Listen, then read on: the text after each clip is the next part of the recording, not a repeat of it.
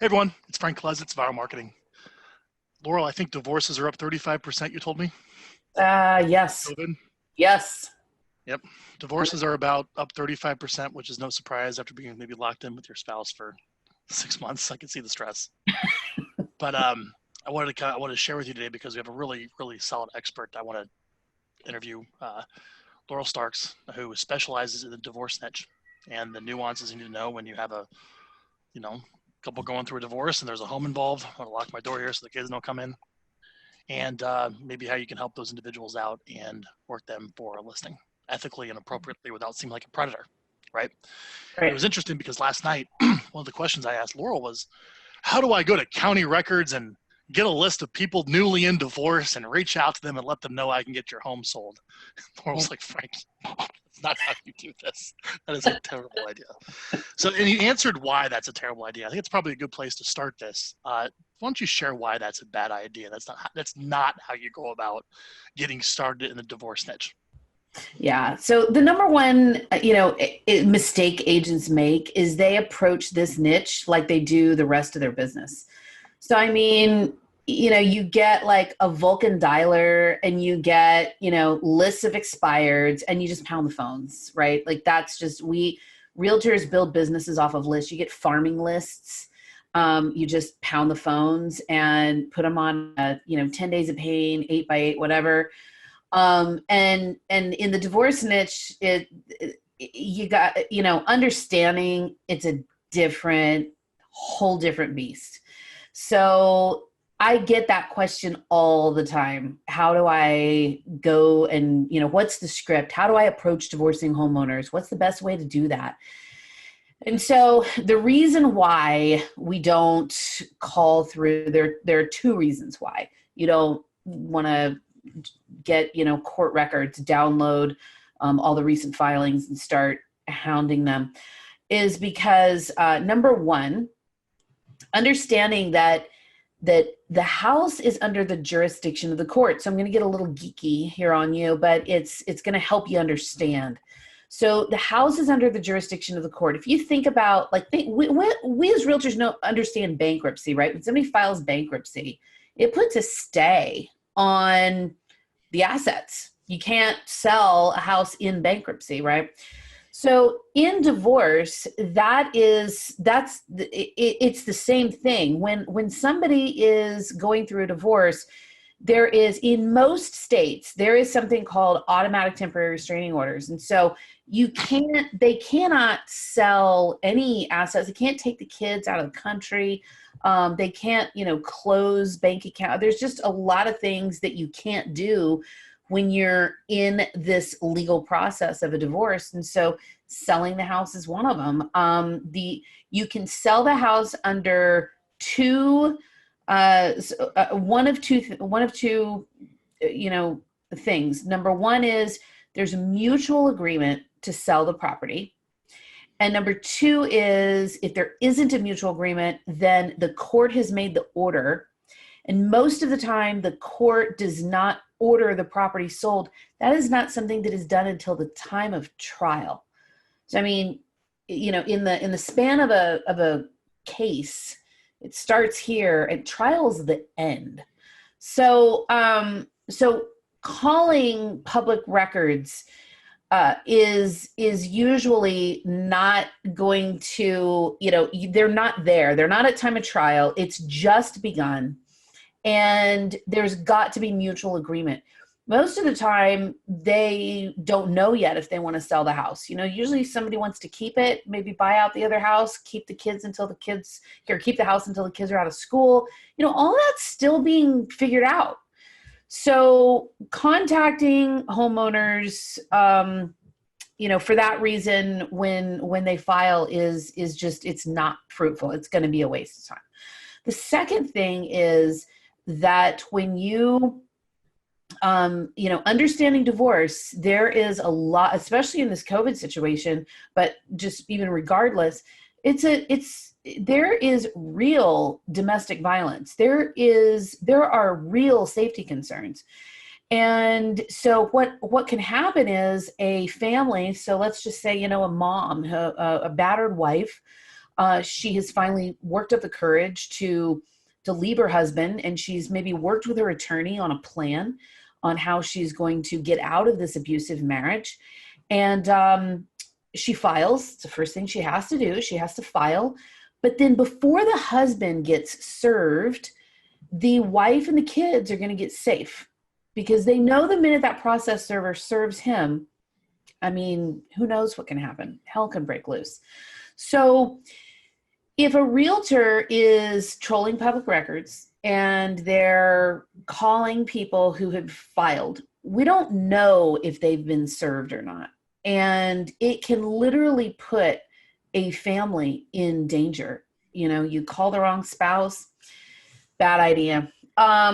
It will also, when you are working, when you're trying to maybe coax or talk to the spouse, say you get the motivated spouse on the phone and you've kind of been working with them a little bit. By the time they get the other spouse on board to sell the house, you know, you're so deep into a relationship with that one spouse that like nothing is the trust isn't there. It's just, and so you slit your own throat. I take a lot of listings. As a matter of fact, I shouldn't even tell you this. I should advocate that realtors troll public records, because I take a lot of listings from realtors who have conflicted themselves out because they have worked really hard with one spouse to try to get to be the one that they pick. And then the other spouse refuses to go along with the realtor that they've been sort of, you know, in cahoots with, if you will. And then they bring a neutral person in. So that's the long-winded answer. Those are incredibly interesting insights. Like, you're truly an expert on this. Thank you. Yeah. Really good. Yeah. So I'm guessing a lot of the business comes from attorney referral then. Is that the case? Yeah, I mean, so what we recommend, you know, is there are a couple ways to go about building a business. The first step to building a business really needs to be educating yourself on how to work in these listings. So these listings are extremely unique. They're very, very different. You take a traditional listing and you just turn it on its head. You've got traditional listings have people who want to sell the house, who are equally motivated. And you've got divorce listings, somebody who doesn't want to sell the house, somebody who's sabotaging everything, somebody whose life is crumbling. So these are very, very different listings. So the first thing that really needs to be done is education. You need to educate yourself on the divorce process, on how you handle these listings, get a process down. And then I say go and market your database. First and foremost, market your database. Go after people who already know you, who already trust you. The law of averages, you know, 1.2 million divorces happen every year. So probably somebody in your database is either getting divorced or know somebody who's getting divorced. So if you've skilled up, you've learned something, and then you can go back and prove yourself in your own database as the person who's trusted to handle these divorce listings. You're going to be the person that they call instead of calling the realtor that they, you know, bought the house with, or instead of calling, you know, maybe their friend's cousin or something. You will be the person that they go after. So that's number one. Get experience about, and then see about getting into the attorney world. Getting into the attorney world is a whole different beast. I mean, you know, Frank, you and I go to a lot of events, right? We've gone to a lot of events. Real estate events are, you know, our culture is probably exactly the opposite of going to the attorney world and the real estate world. Culture is absolutely the opposite. And what I don't see on stage at these, you know, big events, what I don't see are realtors who have built a business serving the divorce niche on stage. No.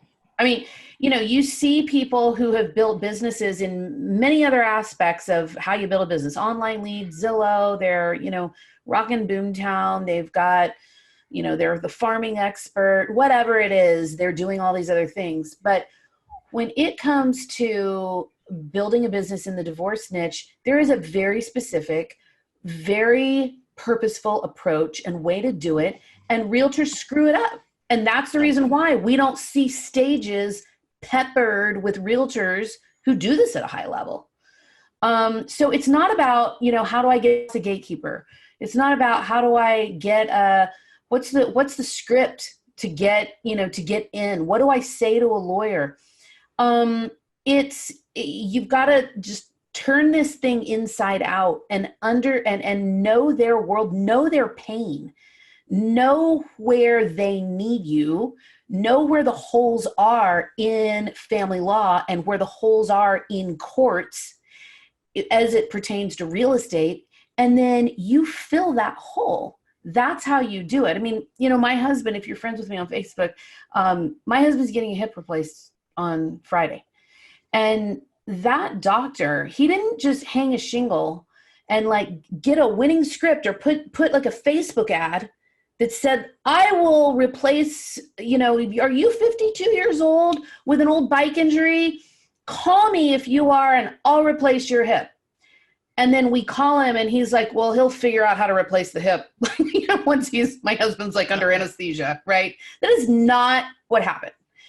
The doctor learned his skill, learned his trade, and went through residency before he ever hung a shingle and held himself out to be an orthopedic surgeon. And you understand, lawyers have put 7 years and well into the 6 figures into their education and into their training. And that's the bar, literally, that we're at. So, educate, understand what you're doing, get really familiar with their world, their culture, their holes, and know how you can solve it before you ever walk into an attorney's office. There's a couple of things you brought up from previous discussions I had with Laurel I want to touch on for you guys I think are important that maybe you can elaborate. Laurel has a training program that's fantastic. She actually takes you to court if they actually have in-person sessions now. I don't know, maybe you can Zoom them in now. But she actually takes you to court and teaches the whole process of understanding, okay, you're getting divorced, now what? Because hopefully many of you have not been through the process, right? Of how this all goes down. Is that correct, Laurel? That's correct. Yeah. Yep. So we start with our boot camp. And so our boot camp really teaches you how to really handle a divorce listing. Step one, how you handle that first phone call, what your script is, what information you need to get all the way through to close of escrow. We teach that. And then we give you your first 90 days of marketing material to your database. So that is really your sort of your undergrad, right? If you will. So learning how to do it, and then spend time in your residency, go and put your skills to use in your own database. And we give you the deliverables and the marketing pieces to do that. And then once you've done that, then consider our certification program to become a CDRE. A CDRE is it's not just a realtor who gets divorce leads. A CDRE serves the family law community in 3 ways. The first thing that a CDRE does to the family law community is we are their relied upon expert to educate them on real estate matters real time. So we know what lawyers are facing right now. We know all the problems with COVID. We know all of the issues that are going on in real estate and how that impacts family law right now.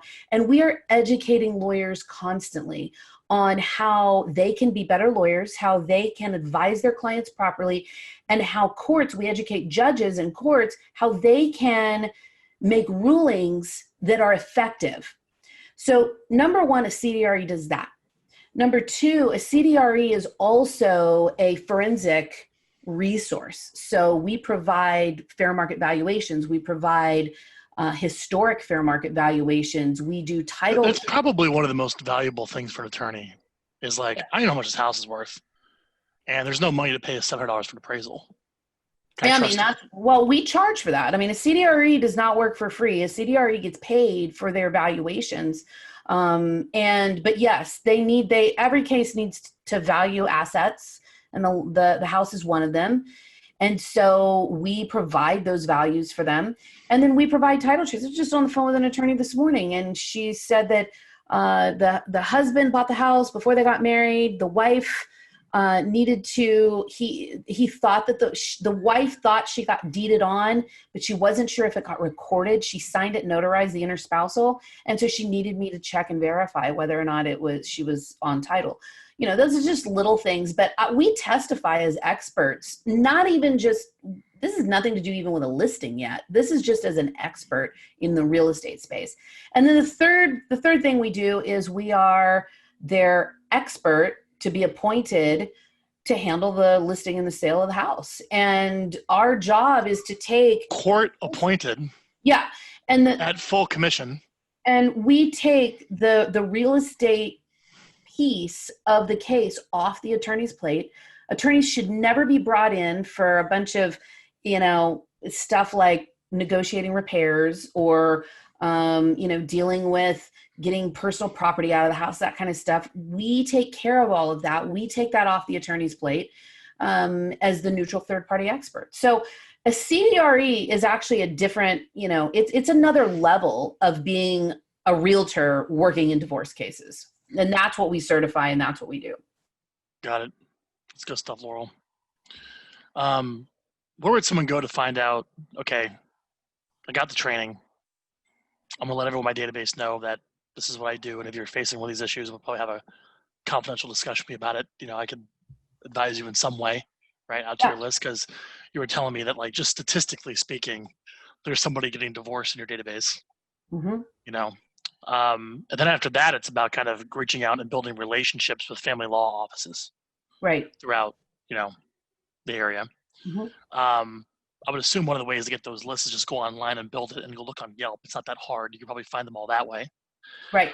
Just any tips? I would assume it's probably more attorney events, right? But any tips to slowly start building some relationships with these attorneys? Yeah, I mean, like I said, it's about first getting educated, knowing what you're unique. How are you unique than any other realtor? How are you any different than all of the other 200 realtors who watched some infomercial from some smart agent guy that said, get divorce listings, right? How are you any different than every other realtor who's had this bright idea to go after divorce attorneys? What makes you different? I mean, start there. How are you any different? It's not just about being a great agent. It's about being an expert in their world. How are you any different? So, it's that. And so once you've answered that, once you've done that, then absolutely there is a way you build your network in their community. And it's good old fashioned networking, good old fashioned, just, it's like how do title reps, how do they build businesses in our world? How do lenders build businesses in our world? It's just all good. It is time over task over time, and it's relationship building. This isn't silver bullet stuff. It takes a lot of time, and that's how you do it. Sounds very profitable because you're getting paid the fees leading up to the sale of the house.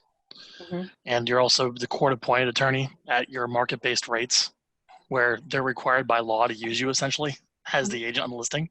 Mm-hmm. It sounds like just by working your database and networking with attorneys, there's not much marketing expense here. You're not spending much on online lead generation, direct mail, or anything else. Right. Correct. And I think this really appeals to people that are just really sick of a B2C relationship. I think that's probably one of the ways to sum up Laurel is selling real estate's a very B2C game. Numbers, calls, leads, process, right? But it's very different jumping from B2C to B2B, where you're selling to other business owners. And that's one of the biggest things, the kind of the temperament takeaways they'll have when they come to your class of, like, some people are more cut out for more of a B2B type of relationship as opposed to the kind of the more of the transaction-based B2C relationship. Yeah, that's perfectly said. Absolutely. The minute you stop doing open houses, if that's how you get your business, then that's when your business stops, right? The minute you stop that Zillow spend or that Google ad spend, that's when your business stops. The minute you stop calling expireds, that's when your business dries up. So when you have a relationship business, then that tends to be more evergreen, and you just keep nurturing it. And so that's absolutely how you do it. So to, and Nikki put in the chat, getdivorcecertified.com that's our certification program. So that is how you can get more information on that. And we also send, another thing that we're passionate about educating the real estate community. We do consistent webinars with divorce experts. We also send out, I'll email you divorce tips and, different just resources that I can continue to send out and, plug into our system and learn it, get your feet wet. Well, some of the most affluent people I've met with the most interesting jobs are court appointment experts, where they go to trial and they're getting paid huge sums of money to be an expert. Mm-hmm. Why don't you share with the audience, you can make money doing that. And that's like a thing where you get called in, you're paid just to provide neutral third-party testimony during a trial. Yeah. And maybe share with what are the ranges of some of those rates? Yeah. So, it's interesting because we have a lot of knowledge and we don't tend to think of it like that, as realtors, right? We have a lot of knowledge that can benefit people, and that knowledge is very valuable.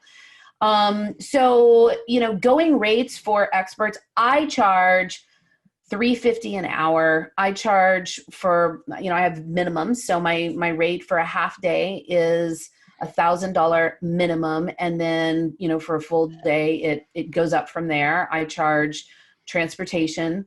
So, I'm retained in a case, and it's not uncommon for me to make anywhere from $3,500 to $10,000, just depending on the extent of the research. So you don't just get paid for sitting on the stand. You get paid for all of your research, for all the time you put into it, for your communications. And so, that's a whole other, and as a CDRE, that's like that is part of what we train. And that is a separate revenue stream. Yeah. I love it.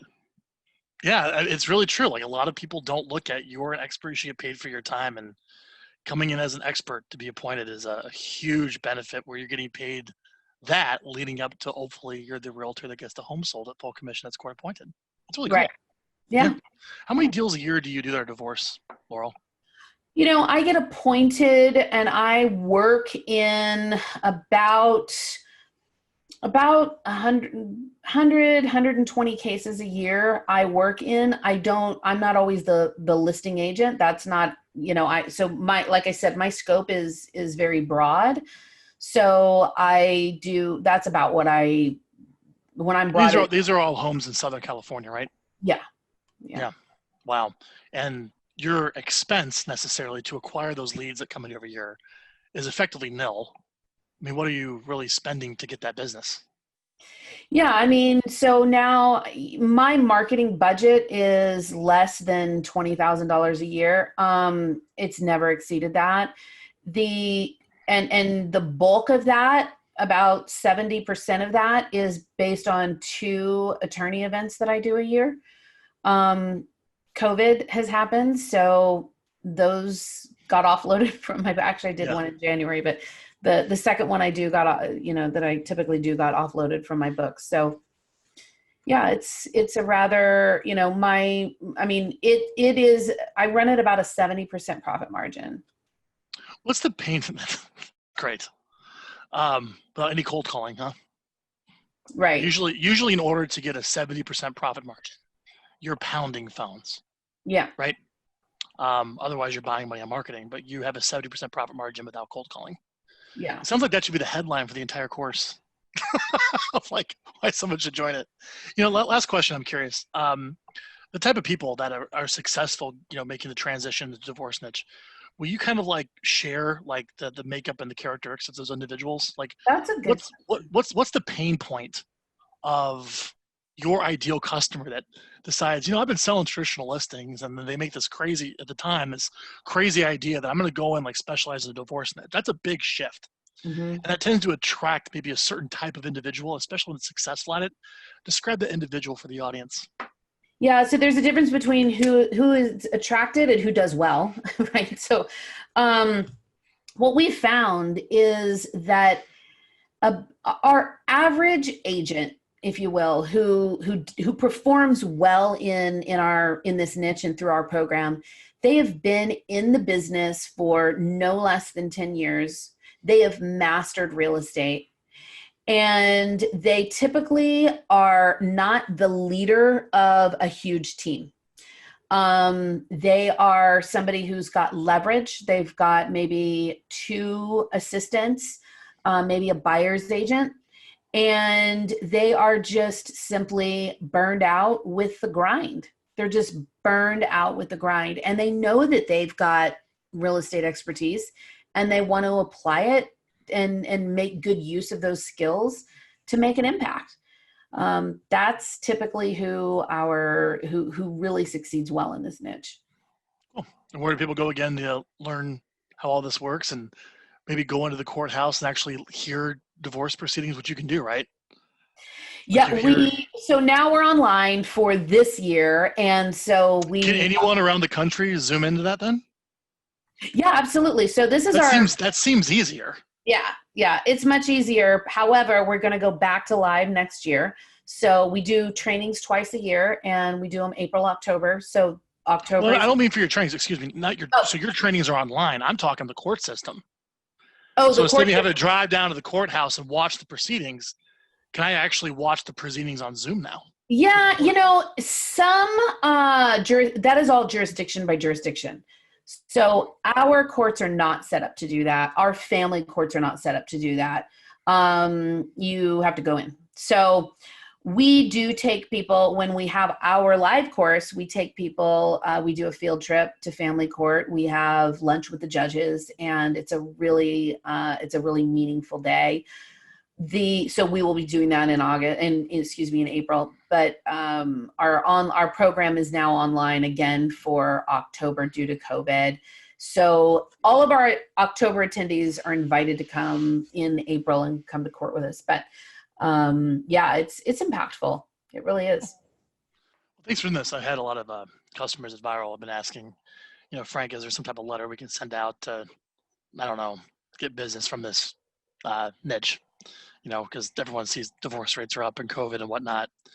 And, the typical way of approaching that is, how do I get a list? And then what's the magical email? What's the magical letter? I can send it, get that listing, right? But you really just that's why I asked you last night before this meeting was just like, you just completely blew that out of the way. I'm like, that's not how it works. I mean, it takes months, if not years of the process before the home is even sold. Yeah. Right.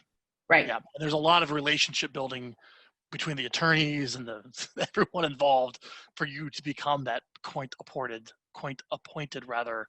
listing agent for the property. Correct. So, thank you for sharing all this. You're Very welcome. helpful. Thanks for having me. I always enjoy having talks with you, Frank. You're awesome. Yeah. Well, I promised you 30 minutes. That was 30 minutes today. Thank you everyone for attending. Perfect. Laura, one last time, where do people go to learn more about you? GetDivorceCertified.com. GetDivorceCertified.com. As a marketer, that's a great URL. Thank you. All right, Laura. Thank you so much for your time. Thank you, everybody. Take care. Bye.